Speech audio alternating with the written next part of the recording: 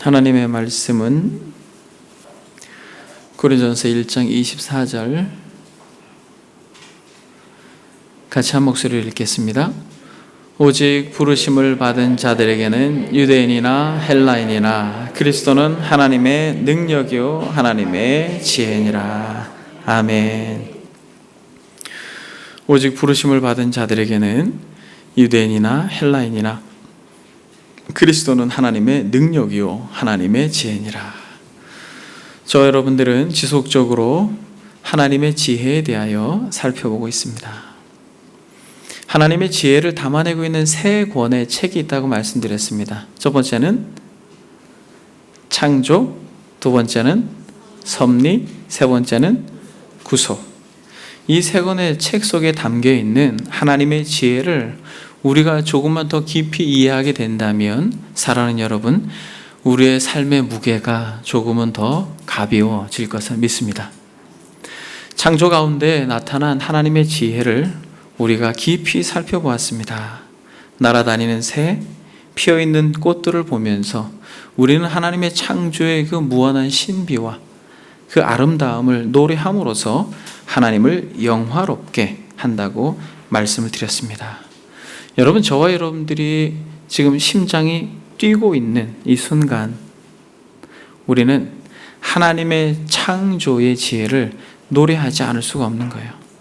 우리가 건강해서 이 자리에 있는 것이 아니라 하나님의 창조의 기운이 그 지혜로 우리의 삶 가운데 우리의 심장 박동과 우리의 호흡을 그분이 어떻게 하고 있는 것이에요? 붙들고 있기 때문에 우리가 이 시간 주를 예배할 수 있는 것입니다. 여러분, 저는 지난 시간에 섭리에 대하여서도 여러분들에게 말씀을 드렸습니다. 창조는 사물을 존재케 하는 것이라면 섭리는 그것을 보존하고 계속 존재하게 하여 결국 하나님의 영광이라고 하는 목적이 성취되도록 보장하는 사역이다 라고 말씀드렸습니다. 다시 말하면 섭리란 하나님이 그의 영광을 위해 자기의 뜻하신 계획을 쫓아 무한하신 지혜로 모든 이들의 결과와 결말을 명령하시는 것입니다. 그러므로 저는 지난 시간에 많은 내용이 있지만은 세 가지로 여러분들에게 요약하여서 섭리에 나타난 지혜에 대해 말씀드렸습니다. 혹시 기억하십니까?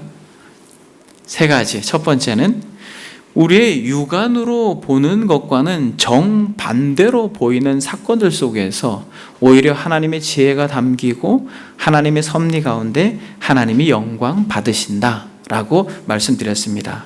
대표적으로 누구의 예를 들었습니까? 다윗의 예를 들었습니다. 기름 부음 받음으로 인하여서 왕이 될 것을 그렇게 예견하였지만은 다윗은 지속적으로 사울에게 쫓기는 상황 가운데 마치 거꾸로 가는 것처럼 보이는 그 현실 속에서 하나님은 이스라엘 땅의 지형지물과 블레셋 땅의 지형지물까지 다 파악하게 함으로써 역대의 가장 탁월한 이스라엘의 왕으로 세우셨다. 그러므로 우리가 생각할 때 이러면 안 되는데, 여러분들의 개인사든 가정사든 교회 공동체의 어떤 역사든 이렇게 되면 안 되는데 라고 하는 그러한 절망적인 순간에도 우리는 무엇을 바라봐야 된다는 거예요?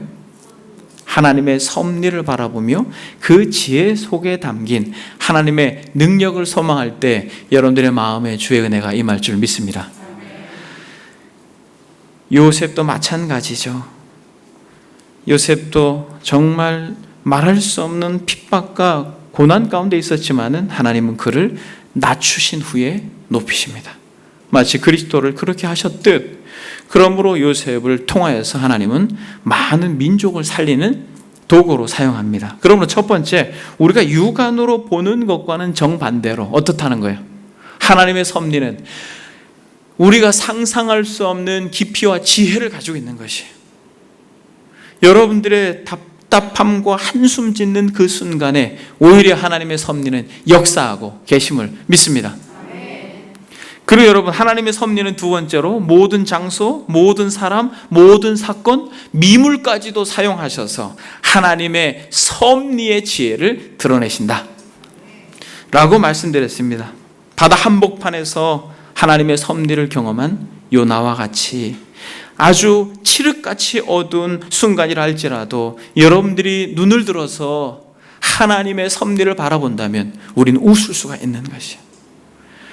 그리고 자기 자식도 먹이려 들지 않는 까마귀를 통하여서 굶주린 엘리야를 먹이시는 이 하나님의 섭리를 생각할 때, 사랑하는 여러분, 경제적으로 너무나도 피폐하고 어려운 시대를 살아가고 있지만은 하나님께서 여러분들이 얼마나 소중한지 이렇게 말씀하시는 거예요. 너희들이 이것들보다 귀하지 않느냐? 들에 핀 꽃들, 날아다니는 새들도 먹이시고 입히시거늘 하물며 너희일까 보냐라고 말씀하시는, 작은 미물까지도 사용하셔서 하나님의 백성을 챙기시는 하나님의 섭리를 여러분들이 노래할 수 있길 바랍니다. 안면 부지의 사람, 즉 동방 박사를 통하여서 마리아와 요셉은 은혜를 입은 것이에요. 상상할 수 없는 상황과 상상할 수 없는 사람들을 통하여서 하나님은 여러분들에게 은혜의 손길을 미치는 것입니다. 이 섭리를 바라보는 자들은 이 은혜를 노래할 수 있는 것이에요. 우연이라는 것은 없는 것입니다. 하나님께서 그렇게 여러분들의 연약한 손을 붙들고 이 어려운 코로나 시기를 이끌어 가실 줄 믿습니다. 그리고 여러분, 세 번째로는 악한 인간들, 사람이라고 하기도 힘든 악한 인간들로 인하여서도 어떻게 해요? 그들의 연약한 죄를 통하여서도 하나님의 섭리는 지혜롭게 역사합니다. 사울이나 요셉의 형들을 그렇게 사용하셨고, 보디발의 아내와 같이, 하만과 같이 이런 너무나도 교만하고 악한 사람들을 통하여서 하나님은 섭리하십니다. 그러므로 사랑하는 여러분, 여러분들의 주변에 악인들로 인하여서 잠 못 들었던 지난 날들을 여러분들이 툴툴 털어버리고, 요셉도 끝까지 형들을 용서하지 못하였지만 어떨 때? 하나님의 섭리를 깨달았을 때 어떻게 했다라는 거예요? 요셉은 형들을 용서할 수 있었던 것입니다. 그래서 여러분들이 하나님의 섭리에 나타난 지혜의 부요함을 여러분들의 삶 가운데 마음껏 누리는 은혜가 있길 바랍니다. 우리가 알거니와 하나님을 사랑하는 자, 곧 그의 뜻대로 부르심을 입은 자들에게는 모든 것이 합력하여 선을 이루느니라. 아멘. 여러분, 오늘은 드디어 세 번째로 왔습니다. 하나님의 지혜가 정점을 향하여 온 것이에요. 하나님의 창조도, 하나님의 섭리도 바로 이 말할 수 없는 지혜를 담아내기 위해서 이렇게 온 것이에요. 하나님의 이 구속 가운데, 하나님의 구원 가운데 담겨 있는 하나님의 지혜가 여러분들의 지혜가 되어서 여러분들이 이 땅을 살아갈 때 정말 하나님의 지혜가 넘쳐남으로 그 지혜로 우리의 삶을 능력 있게 살아내는 하나님의 사람들이 되기를 바랍니다. 구속에 담겨져 있는 하나님의 지혜를 성경은 아주 면면히, 성경은 정말 많은 부분 이 지혜를 노래하고 찬양합니다. 여러분, 성경을 한번 보겠습니다. 고린도전서, 우리가 함께 읽은 오늘 본문이 담겨 있는 성경 본문입니다.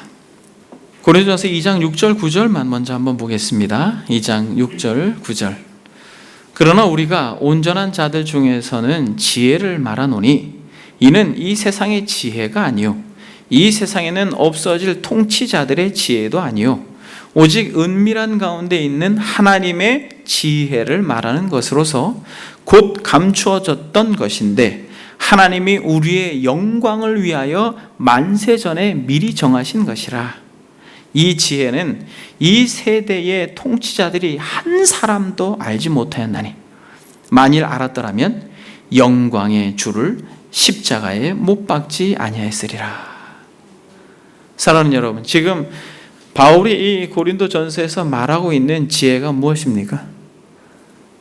이 세상의 권세자들이 전혀 알 수 없었던 이 하늘의 지혜, 만세 전부터 하나님께서 계획하셨던 이 놀라운 지혜. 2장 2절을 보니까 내가 너희 중에 예수 그리스도와 십자가에 못 박힌 고에는 아무것도 알지 아니하기로 작정하였다라고 말하면서 고린도서 1장 오늘 본문 한번 보겠습니다. 오직 부르심을 받은 자들에게는 유대인이나 헬라인이나 그리스도는 하나님의 능력이요 하나님의 지혜다 이렇게 이야기합니다. 그러니까 여러분, 하나님의 지혜가 창조와 섭리의 지혜가 받쳐주고 있지만은 이 지혜가 최고의 정점에서 꼽히는 게 뭐예요? 바로 예수 그리스도 그분의 십자가의 은혜라는 거예요. 여러분, 예수 그리스도의 이 십자가의 은혜가 하나님의 말할 수 없는 지혜다라고 하는 것을 여러분들이 이 시간에 식상하게 듣지 않기를 바랍니다. 예수 그리스도 이 십자가의 도 멸망하는 자들에게는 미련한 것이지만은 구원을 받는 저와 여러분들에게는 하나님의 능력이 됨을 믿습니다. 하나님의 지혜가 바로 이것에 담겨 있는 것이에요. 당대 정말 탁월했던 지혜자 바울이 내가 너희 중에 예수 그리스도와 그가 십자가에 못 박힌 것 외에는 아무것도 알지 아니하겠다라고 선언하면서 하나님께서 만세 전에 계획하셨던 이 지혜의 풍성함만을 자랑하기로 결단한 이 사도 바울의 이 마음이, 이 정서가 저의 정서가 되고 여러분들의 정서가 되기를 바랍니다. 여러분, 이 십자가의 은혜, 이 십자가의 도, 이 그리스도 안에 담겨있는 지혜가 이 아침에 여러분들의 정말 가슴 뛰는 지혜, 이 놀라운 하나님의 지혜를 생각하면 여러분들의 가슴이 뛰는 것을 넘어서서 여러분들의 마음이 벅차오르고 여러분들이 정말 그 은혜에 감격하여서 저와 여러분들에게 주어진 삶을 믿음으로 넉넉하게 살아가는 그런 말할 수 없는 은혜와 용기가 이 지혜로 말미암아 여러분들에게 주어지기를 바랍니다. 여러분, 왜 이렇게 이 지혜가, 이 십자가의 지혜가 바로 하나님의 지혜의 최고의 정점이라고 생각합니까? 사도 바울은 이 지혜를 깊도다 하나님의 지혜와 지혜 부요하며라고 말하였습니다. 여러분, 정말 깊도다라고 이야기한 것이에요. 이 지혜가 너무너무 깊다라고 말하는데 왜? 무엇 때문에 여러분 이 지혜가 이토록 깊은 것이에요? 여러분, 주보를 한번 보겠습니다. 성경 나눔 옆에 보니까 지혜의 최고봉이라고 하는 이 토마스 왓슨의 글을 우리가 같이 한번 읽어보겠습니다. 하나님의 자비는 죄인을 구원하길 원하지만 하나님의 공의를 부당하게 대우하는 것을 꺼립니다. 하나님의 자비는 인간처럼 고귀한 피조물이 멸망하는 것은 가련한 일이라고 말하지만 동시에 하나님의 공의가 패배해서는 안 된다고 말합니다. 그렇다면 어떤 길을 찾아내야 할 것인가요? 인간은 영원히 버림받아야 하는 것입니까? 그런데 하나님의 자비가 이같이 타락한 인간의 회복을 놓고 혼자 논쟁을 벌이는 동안 하나님의 지혜가 개입하셨습니다. 그래서 계시가 임하길 하나님이 인간이 되게 하자. 하나님이 인간이 되게 하자. 즉 삼위일체 중 제2위께서 성육신하고 고난을 당하게 하자. 그러면 그는 자격으로는 인간이 되고 능력으로는 하나님이 될 것이다. 이로써 공의를 만족시키면서 인간을 구원할 수 있을 것입니다. 이로써 공의와 자비가 서로 만나게 하신 하나님의 지혜의 무한하신 부요여, 하나님이 육신으로 나타나셨다라는 이 비밀이 너무나도 크고 놀랍습니다. 그리스도가 죄를 알지도 못하시면서 죄가 되셨다는 것과 하나님께서 죄를 심판하시되 죄인은 구원하신다는 이 사실은 그 어떤 지혜인가, 여기에 구원의 길을 여는 하나님의 지혜의 최고의 정점이 있습니다. 사랑하는 여러분, 하나님께서 이 시간 여러분들의 영혼을 깨워주셔서 여러분들이 어릴 때부터 들어왔던 십자가라고 하는 이 도가 오늘 이 아침에 여러분들의 영혼의 눈꺼풀이 벗겨짐으로 그것이 새롭게 보이고 여러분들의 귀가 열려서 예수 그리스도의 이 십자가의 은혜가 하나님의 최고의 정점이요 당대의 최고의 석학이었던 바울이 이 그리스도의 영광 외에는 내가 알지 않겠다라고 말하고 자기는 그리스도의 십자가 외에는 결코 자랑하지 않겠다라고 했던 그 정서가 여러분들에게 흘러 들어가 여러분들의 자랑거리가 여러분들의 학식도 여러분들의 어떤 삶의 배경도 아니라 여러분들도 바울처럼 십자가의 도가 멸망하는 자들에게는 미련한 것이지만 구원을 얻는 우리들에게는 하나님의 능력이 됩니다. 하나님의 지혜가 됩니다. 이 십자가를 바라보십시오라고 여러분들의 주변 사람들에게 증거하는 자들이 되길 바랍니다. 여러분 새롭게 이 십자가의 은혜를 여러분들이 바라보셔야 돼요. 여러분들이 너무나도 쉽게 익숙하게 그래서 마치 너무 많이 밟고 다닌 그래서 지름길이 되어버린 아주 딱딱한 땅처럼 되어버린 이 십자가라고 하는 이 단어가 이 아침에 여러분들에게 새롭게 들리기를 바랍니다. 십자가 무한 영광일세. 사랑하는 여러분, 예수 그리스도의 이 십자가를 사도 바울이 이렇게 노래하고 있습니다. 디모데전서에서 보니까 크도다 경건의 비밀이요 그렇지 않다 하느니 없도다. 그는 육신으로 나타난 바 되시고 영으로 의롭다 하심을 받으시고 천사들에게 보이시고 만국에 전파되시고 세상에서 믿음 바 되시고 영광 가운데 올려주셨다라고 말합니다. 크도다 경건의 비밀이여 이렇게 이야기합니다. 사랑하는 여러분, 여러분들의 신앙의 여정 속에 만약 여러분들의 영혼이 말라버리는 어떤 그러한 영적인 상태를 영적인 침체를 경험한다면 다시 돌아오십시오. 여러분들의 그 마음 가운데 다시 한번 십자가의 샘에 여러분들의 마음을 담그십시오. 그렇다면 그도다 경건의 비밀이여라고 말하는 이 사도 바울의 고백을 여러분들도 하게 될 것입니다. 여러분 열심히 기도하는 것으로 안 되는 것이에요. 열심히 그저 성경을 읽는 것으로 안 되는 것입니다. 여러분들의 지친 영혼, 여러분들의 10년, 20년, 30년 신앙생활의 여정 속에서 여러분들이 답답하고 해갈되어지지 않는 그런 어떤 영적인 부분을 그 어떤 것으로도 여러분 우리는 답을 얻을 수가 없는 거예요. 오직 한 가지, 그 십자가의 샘으로 나아가 여러분들의 영혼에 가란 그 목마름을 그 피의 생수를 들이킴으로 여러분들의 영혼이 다시 한번 하나님의 은혜로 일어서기를 갈망합니다.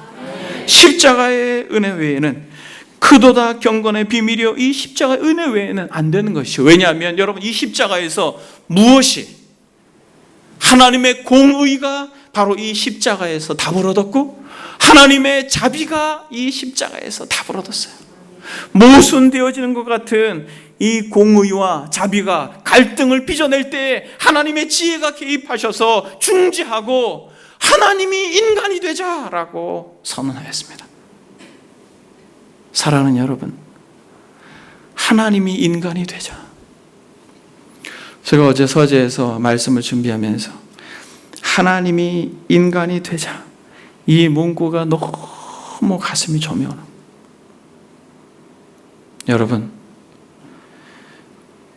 여러분들이 그리스도를 닮고자 겸손하기를 원하고 온유하기를 원하고 정말 그리스도를 닮기를 소망한다면 여러분 이 문구를 여러분들의 가슴팍에 새기십시오. 하나님이 인간이 되자. 여러분들의 경험, 여러분들의 어떤 삶의 지휘, 여러분들의 어떤 지식들, 여러분 그런 것들을 복음 앞에서 내려놓고 상대방을 눈높이를 맞춰서 대하는 것, 이것이 바로 복음의 능력으로 삶을 살아내는 자들입니다. 세상은 이렇게 살 수가 없어요. 그들은 높은 지위에서 많은 것을 가지고 누리면서 낮은 자들을 무시하지만 사랑하는 여러분, 하나님이 인간이 되자 이것으로 공의와 사랑을 완전히 충족시키신 하나님의 지혜를 우리는 십자가에서 보게 되는 것이에요. 여러분 공의가 무엇입니까? 여러분 공의가 무엇이에요? 공의라고 하는 것은 공평무사한 재판관이라고 하는 하나님의 속성을 담아내는 대표적인 특징인 것입니다. 그러므로 하나님의 공의는 심판주로서 반드시 죄의 무게에 맞게 보응하신다라고 하는 의미를 담아내고 있는 것이에요. 다시 말하면 그 사람이 진 죄에 아주 정당하게 공정하게 벌을 내리셔야만 하는 하나님의 대표적인 성품을 담아내는 것이 공의예요. 인간들이 지은 죄에 대하여 반드시 벌하셔야만 하는 하나님의 하나님 되심. 신명기에서 모세는 이렇게 말합니다. 그는 반석이시니 그 공덕이 완전하고 그 모든 길이 공평하며 진실무망하신 하나님이시니 공의로우시고 정직하시도다. 하나님께서 아주 정확하게 저와 여러분들이 어머니 뱃속에서 태어나면서 지었던 모든 죄들을 다 기억하시고 그저 태도뿐만 아니라 그 태도를 행동으로 옮긴 그 내면 속에서 가지는 아주 사악함과 은밀한 계획까지도 정확하게 보시는 전능자께서 그에 합당한 진노를 쏟아 부어야 하는 것이 하나님의 공의라는 것이에요. 공의가 온전히 실행되어져야 되는데 누가 그것을 가로막고 서 있는 것입니까? 하나님의 자비가 그 공의로 심판하고자 시퍼런 칼을 나를 세워서 치려고 하는데 누가 가로막고 서고 있는 거예요? 하나님의 자비가 사랑하는 여러분, 그것을 가로막고 서 있는 것이에요. 마치 여러분 솔로몬이 지혜를 달라고 기도했잖아요. 그래서 하나님께서 솔로몬에게 지혜를 주셔서 지혜로 판결한 이 판결에 대한 사건이 있죠. 여러분 생각나시는 게 있습니까? 한 아기를 가지고 와서 두 여인이 자기의 여인이라는 것이에요. 한 여인이 자다가 자신의 아이를 그냥 눌러서 죽여놓고 자고 있는 아이를 데리고 와가지고 솔로몬한테 와가지고 이게 내 아이라고 이야기하는 것입니다. 여러분 솔로몬이 뭐라고 판결 내립니까? 아니라 이 아이가 내 아이다, 아니라 이 아이가 내 아이다, 서로 자기 아이라고 하니까 솔로몬이 어떻게 지혜를 펼쳐요? 칼을 가지고 와라, 반으로 잘라라. 그리고 어떻게 하라는 거예요? 반 토막 내서 한 토막은 저 여인에게 주고 한 토막은 저 여인에게 주라는 것이에요.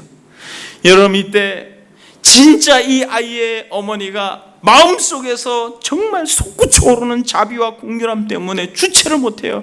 그래서 왕 앞에 달려가 가로막습니다. 그 시퍼렇게 날이 선 그 칼을 가로막으면서 뭐라고 말하는 것이에요? 제발 살려주십시오. 제발 살려주십시오. 제발 목숨만은 살려주세요. 저 여인에게 주세요. 저 여인에게 그냥 주세요. 사랑하는 여러분, 하나님 아버지께서 저와 여러분들을 공의로 정확하게 심판하셔야 함에도 불구하고 아버지로서 죄와 허물로 완전히 죽어있는 참 벌레 같은 가련한 인생을 살리기 위하여서 가로막고 서서 그 공의를 달래고 있는 것이에요. 그 가운데 누가 개입하는 것입니까? 하나님의 지혜가 온 것이에요. 하나님의 지혜가 온 것이에요. 그래서 뭐라고 말합니까?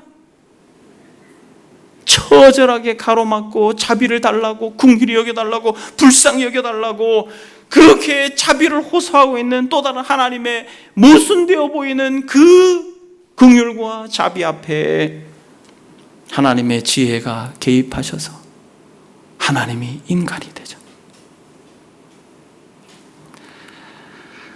하나님이 인간이 되죠.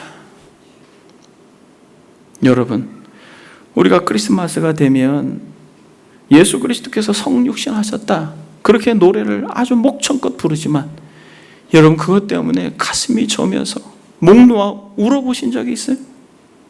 하나님이 인간이 되죠. 긍휼에 풍성하신 하나님이 우리를 살리신 그 큰 사랑을 인하여 자신의 아들을 그 하늘의 영광을 뒤로하고 이 땅에 보내주심으로 사지로 내몰아버린 하나님의 사랑 앞에 여러분들의 가슴이 저며본 적이 있습니까? 그것을 여러분 밤새도록 한번 하염없이 눈물 져본 적 있어요? 날 사랑하심, 날 사랑하심 성경에 써있다라고 우리가 100번 넘게 1000번 가까이 그렇게 노래를 수없이 불렀지만 진실로 목에서가 아니라 가슴에서 깊숙한 곳에서 저며오면서 날 사랑하심, 날 사랑하심 성경에 써있네, 그 거룩하신 말을세라고 여러분들이 고백한 적이 있습니까? 사랑하는 여러분, 이 아침에 여러분들의 마음속에 그 십자가의 은혜를 중심으로 노래할 수 있는 은혜가 있기를 갈망합니다. 긍휼에 풍성하신 하나님이 우리를 살리신 그 큰 사랑을 인하여서 두 팔을 벌려 공의의 심판을 저지하고 있는 이 자비를 위로하면서 하나님이 인간이 되자라고 그렇게 이야기합니다. 고린도후서 5장에 보게 되면 하나님이 죄를 알지도 못하신 이를 우리를 대신하여 죄로 삼으신 것은 우리로 하여금 그 안에 하나님의 의가 되게 하려 하심이라 라고 말합니다. 죄를 알지도 못하신 분, 그러나 하나님은 죄를 알지도 못하고 죄가 무엇인지도 그의 전 인생의 여정 속에서 한 번도 경험하지 못한 그 그리스도를 향하여 너는 죄 덩어리야 라고 칭하고 율법의 정죄 가운데 내모신 거예요. 그리고 그 죄를 그에게 다 뒤집어 씌우면서 우리에게 쏟아 부어야 할 진노를 십자가에 매달고 다 쏟아 부으신 거예요. 절규하며 나의 아버지 어찌하여 이렇게 하십니까? 라고 가슴이 저미도록 외치지만 아버지는 귀를 닫고 눈을 감고 그에게 하나님의 진노를 다 쏟아 부으신 하나님의 공의를 만족시킵니다. 하나님의 공의를 만족시키는 거예요. 그 속에서 하나님이 저와 여러분들을 향한 사랑이 강수와 같이 흘러가는 거예요. 하나님이 세상을 이처럼 사랑하사 독생자를 주셨으니 이는 저를 믿는 자마다 멸망하지 않고 영생을 얻게 하려 함이라라고 하는 너무나도 익숙하고 쉽게 생각하는 이 영광스러운 진리가 그 십자가에서 담겨져 있게 되는 것입니다. 죄를 알지 못하신 바로 그분이 죄인이 되셔서 공의를 충족시키고 그러므로 하나님이 진노해야 마땅한 죄와 허물로 죽었던 우리를 살리시는 그 자비를, 그 사랑을, 그 무한한 은혜와 긍휼을 그 십자가에서 선포하신 것입니다. 그래서 이것을 믿는 이들에게 하나님의 말할 수 없는 은혜가 면면이 흘러가는 것이에요. 여러분, 주보를 한번 보겠습니다. 실제 있었던 스토리입니다. 제롬 판사의 명판결이 1930년에 미국의 한 법정에서 있었습니다. 어느 상점에서 빵 한 덩이를 훔치고 절도 혐의로 기소된 노인이 재판을 받게 되었습니다. 판사가 빵을 훔친 이유를 물었어요. 그랬더니 이렇게 대답합니다. 판사님, 저는 지금 이혼한 딸과 살고 있어요. 딸은 병이 들었습니다. 두 손녀딸이 굶고 있어요. 빵가게 앞을 지나는데 나도 모르게 그만 이런 죄를 졌습니다. 용서해 주세요. 노인의 말을 들은 방청객들은 노인에게 동정의 시선을 보내게 되었습니다. 하지만 공정한 법이 집행을 내려야 하는 판사는 고민을 안 할 수가 없었습니다. 그리고 판사는 잠시 후에 다음과 같이 판결을 내렸습니다. 아무리 사정이 딱하다 할지라도 남의 것을 훔치는 것은 잘못입니다. 법은 만민에게 평등하고 예외가 없습니다. 그래서 법대로 당신을 판결할 수밖에 없습니다. 당신에게 $10의 벌금형을 선고합니다. 당시 $10는 굉장히 큰 돈이었다라는 것이죠. 당시 $10는 노인에게 너무 컸습니다. 노인의 딱한 사정에 선처를 기대했던 방청객들은 실망스럽다는 목소리가 들렸습니다. 판결을 내린 판사는 자리에서 일어난 후 법정에 있는 사람들에게 모자를 내밀며 말했습니다. 여러분, 이 노인이 빵을 훔쳐야만 할 정도로 어려운 상황임에도 아무런 도움을 주지 않고 방치한 우리 모두에게 책임이 있는 것입니다. 여기 $10를 제가 내겠습니다. 여러분 중에도 저와 같은 생각을 한다면 50센트를 이 모자에 넣어주시기 바랍니다. 그리고 그 돈을 거두어 이 노인분에게 다 주도록 하겠습니다. 그렇게 해서 $57 50센트의 돈이 모였고 노인은 돈을 받아서 $10를 벌금으로 내고 남은 $47 50센트를 손에 쥐고 눈물을 흘리며 감격하였습니다. 여러분, 우리는 이 노인과 같은 자들이에요. 여러분, 우리는 예외 없이 이 노인과 같은 자들이에요. 여러분, 지금 이렇게 판결을 한 사람이 피오렐로 라과디아라고 하는 판사라고 하는데, 이분이 1934년부터 1945년까지 12년 동안 뉴욕 시장을 3번이나 역임했다라는 거예요. 여러분, 이것이 하나님의 지혜라는 것이에요. 하나님의 지혜가 아니면 여러분, 우리는 다 죽어요. 죄와 허물로 죽었던 우리를 살리셨도다. 여러분, 하나님의 우리가 상상할 수 없는 공의로우심, 그 하나님의 의가 예수 그리스도로 말미암아 드러나 우리로 하여금 말할 수 없는 죄의 심판에서 벗어난 것을 물어나고, 단순히 이 죄에서 우리가 벗어난 것을 넘어서서 47달러 50센트를 손에 짊어지고 집으로 돌아갔던 노인과 같이 지금도 하나님의 말할 수 없는 자비와 긍휼이 저와 여러분들에게, 그 은혜를 소망하는 자들에게 강수와 같이 흘러감을 믿습니다. 사랑하는 여러분, 하나님이 인간이 되자. 그도다 경건의 비밀이요 그렇지 않다는 이 없도다. 그는 육신으로 나타난 바 되시고 영으로 의롭다 하심을 받으시고 천사들에게 보이시고 만국에게 전파되시고 세상에서 믿음 바 되시고 영광 가운데 올려지셨느니라. 여러분, 여러분들의 신앙생활, 지금까지 해왔던 신앙생활의 어떠한 관성을 멈추십시오. 여러분들이 교회를 출입하면서 관심을 가지고 있었던 것이 무엇인지 저는 잘 모르지만 여러분 멈추십시오. 그리고 방향을 돌리셔서 하나님의 완전한 지혜의 결정체이신 예수 그리스도께 여러분들의 마음을 쏟으십시오. 그럴 때 하나님은 여러분들에게 진정 하나님이 되시고, 하나님은 그것으로 인하여서 영광을 받으실 것입니다. 여러분, 예수 그리스도의 십자가를 말하면서 어떤 사람들은 하나님의 사랑을 그렇게 이야기합니다.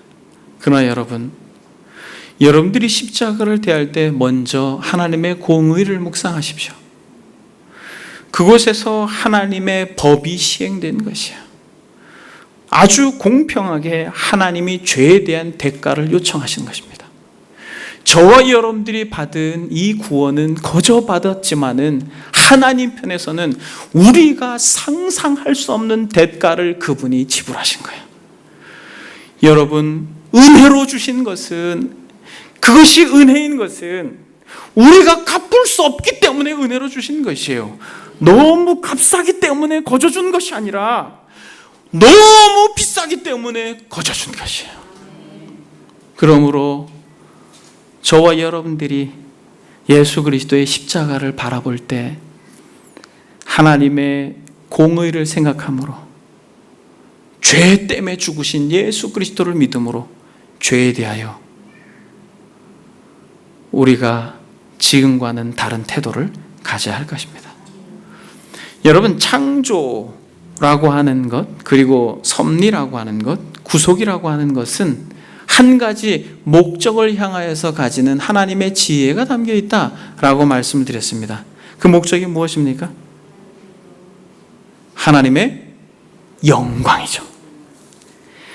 여러분, 양옆에 지체들의 얼굴을 보면서 한번 봅시다. 이 다양함 속에서 우리는 하나님의 무엇을? 창조의 지혜를 노래함으로써 하나님을 영화롭게 합니다. 들에 핀 꽃을 보면서, 물고기들을 바라보면서 하나님의 지혜를 노래하며 그분의 영광을 찬양합니다.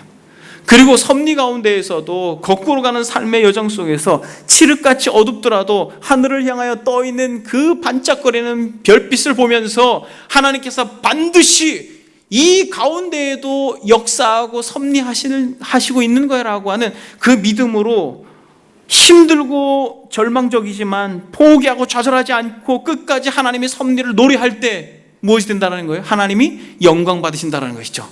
그럼 여러분 구속 역시도 마찬가지라는 것이죠. 구속 역시도 하나님이 영광 받으시는 놀라운 정점이 있는 것이죠. 여러분 그게 무엇입니까? 구속 역시도 하나님의 공의와 하나님의 이 말할 수 없는 자비가 완전히 충족되어진 그 십자가의 은혜를 바라보면서, 그 십자가의 구속을 바라보면서 하나님이 영광 받으시는 놀라운 정점이 있다는 거예요. 여러분 그것이 무엇이에요? 그것을 진짜 잘 노래한 이 복음성가가 있어요. 이제 여러분, 제가 여러분들에게 나눠드린 이 찬양 있지 않습니까? 이 찬양 거의 다 아시죠? 나를 지으신 이가 하나님, 나를 부르신 이가 하나님, 나를 보내신 이도 하나님, 나의 나 된 것은 다 하나님의 은혜라, 이렇게 이야기하고 있습니다. 나의 달려갈 길 다가도록, 나의 마지막 호흡 다하도록 나로 그 십자가 품게 하시니 나의 나 된 것은 다 하나님의 은혜라. 한량없는 은혜, 갚을 길 없는 은혜, 내 삶을 에워싸는 하나님의 은혜, 하나님의 은혜. 여러분, 이 구속에 나타난 하나님을 영화롭게 하는 최고의 정점은 무엇이냐면 하나님의 은혜. 사랑하는 여러분, 여러분들이 이 자리에서 예배를 드릴 수 있는 그러한 특혜를 누리는 것은 100% 하나님의 은혜입니다. 여러분들이 어떠한 의지와 노력과 잘남이 있어서, 열심이 있어서 우리가 호흡하며 살아가고 특별히 주를 예배하는 게 아니라 하나님의 은혜, 한량없는 은혜, 갚을 길 없는 은혜, 정말 이것이 은혜입니다라고 하는 것이 여러분들의 입술에서의 고백이 아니라 여러분들의 가슴에서 저며오면서, 맞습니다, 하나님이 인간이 되셔서 벌레와 같은 우리를 감히 영원하시고 거룩하신 그분이 우리를 받아주셨구나. 하나님의 은혜입니다. 정말 하나님의 은혜입니다. 거지가, 아무것도 할 수 없는 거지가 손을 내밀어서 그분이 귀하고 너무나도 복된 영생의 선물을 주셔서 그것을 오직 은혜로 받았습니다라고 고백할 때, 여러분들의 삶이 어떠하든, 여러분들이 사회의 포지션이 어떠하든, 여러분 그것은 전혀 중요한 것이 아니에요. 저와 여러분들에게 주어진 이 구원이 하나님의 은혜입니다라고 여러분들이 진실로 고백할 수 있다면 하나님은 영광 받으십니다. 여러분, 이 노래가 얼마나 이 가사가 아름다운지 이 지혜를 여러분들하고 말씀을 나눌 때 계속 생각나는 거예요. 나를 지으신 이가 하나님, 창조의 이 지혜를 노래하죠. 나를 보내시고 나를 부르시고, 여러분들 이 자리에 와 계신 것 있잖아요. 어떤 분은 아픔과 갈등과 정말 다양한 삶의 우여곡절 속에서 다윗처럼 요셉처럼 그렇게 슬프게 눈물 짓다가 이 자리에 와 계시지만은, 그러나 여러분들 하나님 이곳으로 부르시고 이곳으로 보내신 것이 하나님의 섭리의 무한한 지혜의 열매 아닙니까?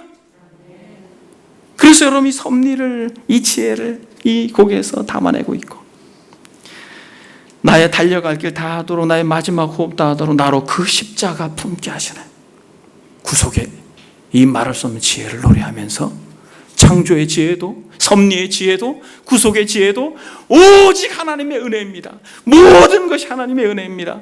나의 자녀를 주시고 나의 가정을 주시고 또 나의 삶 가운데 이별을 주시고, 모든 것 여러분 하나님의 말할 수 없는 은혜요. 여러분들이 원망하고 한숨 지었던 그 순간순간 모든 것들도 여러분 은혜입니다. 그것을 은혜로 노래할 수 있을 때 하나님은 여러분들에게 영광을 받으시는 거예요. 여러분, 그래서 제가 이 곡의 작사자가 누구인지를 찾아봤어요. 근데 여러분 자료들이 거의 없습니다. 그런데 2017년 12월 호에 빛과 소금이라고 하는 기독교 잡지에 이런 글이 있었습니다. 나를 지으신 이가 하나님, 나를 부르신 이가 하나님, 나를 보내신 이도 하나님, 나의 나 된 것은 다 하나님의 은혜라. 누구나 한 번쯤은 들어봤을 곡이며 정말 많은 사람들이 좋아하고 즐겨 부르는 하나님 은혜라는 찬양곡입니다. 이 곡을 작곡한 신상우는 간암 진단을 받고 투병하였습니다. 2017년 10월 12일 52세 일기로 하나님의 부르심을 받았습니다. 신상우는 섬세하고 감성이 풍부한 작곡가이자 피아니스트로 서울대학교 작곡과를 졸업했습니다. CCM은 물론 클래식과 대중음악계를 두루 사랑받았습니다. 1995년 캐나다 토론토에서 예수전단 월요 모임 반주자로 참여하면서 찬양 사역의 길로 접어들었습니다. 하나님의 은혜 외에 축복하노라, 그래도, 지명, 기름 부으심 등 수많은 곡을 작곡 연주하며 작사가 조오나, 찬양 사역자 고용원, 박종호, 송정미 등과 함께하였습니다. 교회 밖으로는 소프라노 김영미, 테너, 배재철, 뮤지컬 가수 임태경 같은 음악가들의 음반 작업에 참여했으며 베토벤 바이러스, 주몽, 대조영 등 드라마 OST 작업에도 함께했습니다. 신상우에 대한 기록은 많지 않았습니다. 그 흔한 인터뷰 기사조차 찾기 어려웠습니다. 수많은 곡들을 작곡하고 그렇게 많은 예배 자리에서 연주했지만 본인을 드러내는 데는 꽤나 엄격했나 봅니다. 그러나 예수님의 영광이 드러나는 자리에는 이유 불문하고 달려갔습니다. 간암으로 투병하는 중에도 연주의 자리를 물리치지 않았고 소천하기 며칠 전까지 작은 교회에서 주일 예배 반주를 섬겼습니다. 평생토록 가장 많이 연주했을 하나님의 은혜의 노랫말처럼 달려갈 길 다 가도록, 마지막 호흡 다 하도록 예수님의 십자가를 품고 산 50여 년 세월이 헛되지 않으리라고 헤아려 봅니다. 여러분, 이제 하나님의 지혜에 대하여 말씀을 정리하겠습니다. 여러분, 만약 여러분들이 자랑할 것이 있다면 여러분들은 무엇을 자랑하겠습니까? 여러분들의 자녀들의 잘난 것을 자랑하겠습니까? 여러분들이 일구어 놓은 사회적 어떤 포지션을 자랑하겠습니까? 아니면 여러분들이 살고 있는 집이나 여러분들이 타고 다니는 차나 아니면 여러분들이 아는 지혜나 지식들을 자랑하겠습니까? 사랑하는 여러분, 우리는 하나님의 지혜를 자랑해야 돼요. 창조와 섭리와 구속에 담겨진 하나님의 지혜를 자랑하고 그 십자가에 담겨있는 하나님의 말할 수 없는 구속을 자랑해야 되는 거죠. 여러분, 한번 여러분들의 삶을 돌아봐 보십시오. 여러분들은 무엇을 자랑하였습니까? 여러분들의 인생을 한번 돌아봐 보십시오. 여러분들은 무엇을 자랑하였습니까? 사도 바울이 이렇게 이야기하는 것입니다.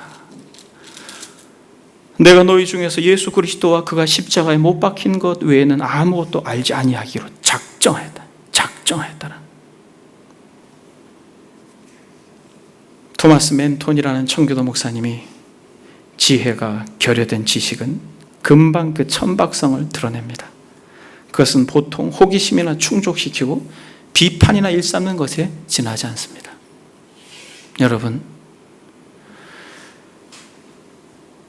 하나님의 지혜를 달라고 저와 여러분들이 진짜 기도합시다.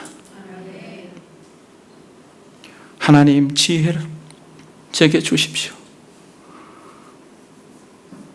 지혜는 그 얻은 자에게 생명나무라. 지혜를 가진 자는 복되도다. 여러분, 지혜를 구하는 공동체가 되길 원합니다. 하나님의 지혜가 가장 정점에 드러난 예수 그리스도의 십자가의 은혜를 여러분들이 안다고 생각하지 마십시오. 여러분, 제발 여러분들이 이 십자가의 은혜를 안다고 생각하지 마십시오. 예수 그리스도의 이 십자가의 대속의 은혜를 간곡히 부탁드립니다. 알고 있다고 생각하지 마십시오. 어찌 그 무한한 영존하신 아버지의 아들이 그 하나님이 인간이 되자라고 말한 이 겸손과 그 자비와 그 긍휼과 그 사랑을 우리가 어찌 안다고 말할 수 있겠습니까? 우리는 이렇게 고백해야 됩니다. 주님, 알고 싶습니다. 저에게 지금 간혈적으로 알려주신 그 사랑을 더 깊이, 더 부요하게, 더 풍성하게 알려주십시오. 제가 교회를 출입하면서 관심을 가졌던 어떠한 다른 것에 모든 사고를 멈추고 예수 그리스도 그분을 더 알기를 갈망합니다. 그것이 저와 여러분들의 소망이 되기를 바랍니다. 지혜로우신 하나님께 예수 그리스도로 말미암아 영광이 세세 무궁토록 있을지어다. 여러분, 그럼 어떻게 하면 지혜를 우리가 알게 됩니까? 지혜자는 여호와를 경외하는 것이 지혜의 근본이라고 말합니다.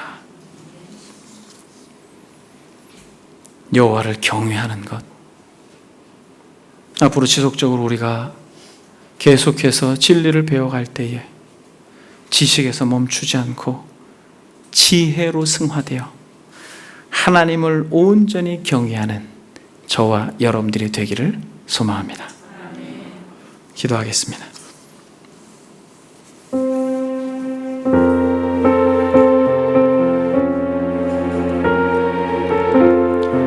여러분, 기도하실 때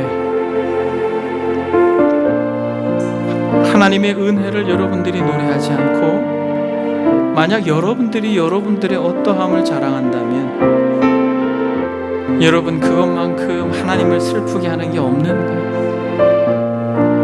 그것만큼 하나님의 마음을 아프게 하는 것이 없습니다. 나의 나된 것은 오직 하나님의 은혜입니다. 이 시간에 기도할 때 교만하였던 나의 마음을 용서해 주시고 거칠었던 나의 마음을 긍휼히 여겨 주시고 하나님, 정말 하나님의 은혜로 살게 하옵소서. 하나님의 지혜에 잇대어 그 은혜로 살게 하옵소서. 다 같이 들은 말씀 생각하면서 기도하겠습니다. 기도합니다.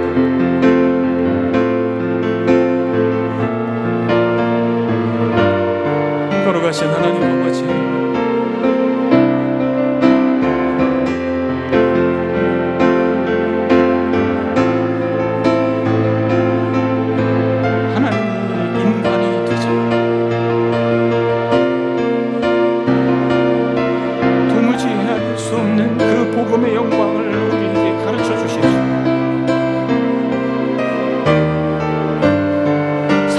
무엇이간데 주께서 생각하시고 인자가 무엇이간데 주께서 권고하시나이까.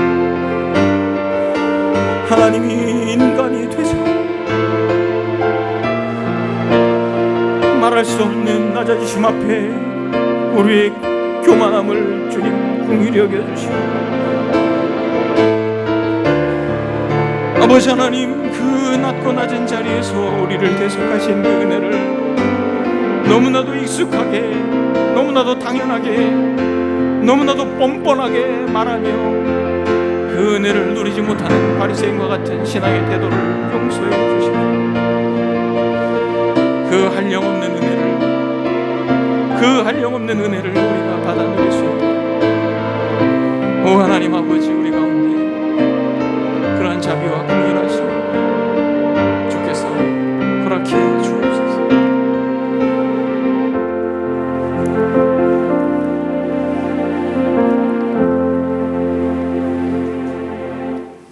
하나님 아버지, 우리가 너무 교회 생활에 익숙해 있어서 죄송합니다.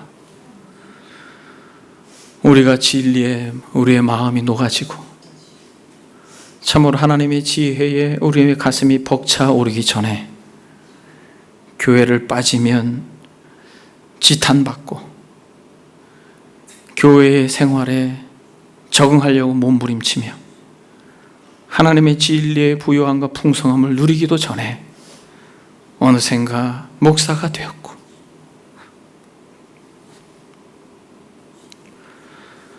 어느 순간 하나님 머리가 희끗희끗하여 교회의 중직이 되었습니다. 하오나 하나님, 우리의 이 연약과 한계를 긍휼히 여겨주셔서 진리 앞에 우리가 다시 한번 마음을 집중하고 하나님이 인간이 되자 도무지 상상할 수 없는 그 말할 수 없는 은혜를 하나님 아버지 받아 누리면서 그렇게 살아가는 자들이 마치 어린아이가 부모의 말할 수 없는 희생을 당연하게 여기고 마음 깊숙한 곳에서 오히려 감사치 않고 불평하는 자와 같이 성숙하지 못한 우리의 신앙의 태도를 주님 용서해 주십시오. 사랑하는 권속들, 더 깊이 하나님의 그 말할 수 없는 그 공의와 자비의 정점으로 나타내 보이신 십자가의 은혜를, 그 사랑을 더 깊이, 더 넓게, 더 부요하게, 더 풍성하게 누리는 자들 되게 하옵소서. 그러므로 하나님 아버지, 이 땅에 주께서 정말 기뻐하는 공동체가 있다면 이 작은 무리들이 오직 하나님의 은혜로 우리가 이 자리에 있습니다라고 정직하게 고백함으로 하나님께서 영광 받으시는 정말 아름다운 공동체 되도록 주님 빚으시고 또 빚으시고 우리를 사용하시고 또 우리를 회복시켜 주옵소서. 코로나로 인하여 고통받고 있는 이들을 기억해 주시고 또 현장에서 예배치 않고 가정에서 예배하는 이들까지도 주님 그들의 마음에 동일한 은혜로 함께 해주시고 주께서 늘 지켜 보호하여 주옵소서. 오직 하나님의 은혜를 감사드리며 살아계신 예수님의 이름으로 기도드립니다. 아멘.